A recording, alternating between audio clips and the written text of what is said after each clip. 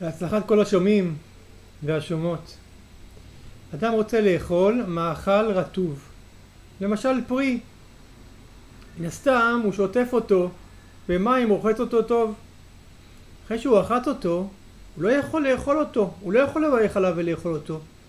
הוא חייב לעשות אחד משתי הדברים. צדיק יותר טוב יעשה נטילה. אם נטלה חייב 3 פעמים יד ימין ו3 פעמים יד שמאל, לא לסירוגין אלא 3 פעמים יד ימין, 3 פעמים יד שמאל.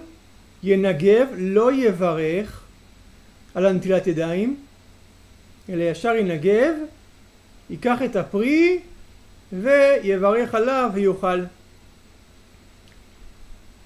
עכשיו אם הוא במקום שהוא לא יכול, אדם שהוא פחות זה יכול פשוט לנגב את הפרי טוב טוב. אדם שאין לו איך לנטול ידיים, אין נטלה, אין עוד פעם אפשרות להגיע לברז, אז מה שהוא עושה זה הוא לוקח את הפרי והוא בודק האם יש בו עדיין רטיבות של תופח על מנת להטפיח.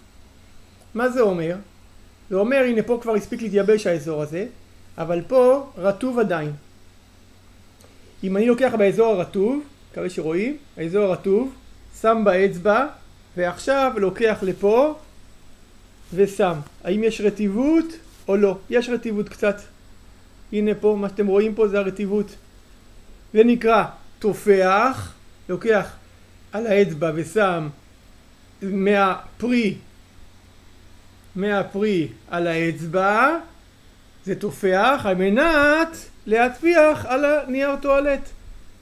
הנה, שוב פעם יש סימן.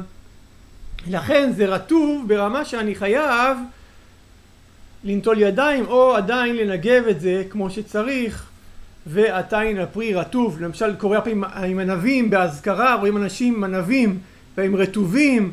איך יודעים אם רטובים מספיק? אפשר לעשות את מה שאמרתי עכשיו, זה נקרא תופח על מנת להטפיח ולבדוק האם זה אכן רטוב שמצריך נטילה.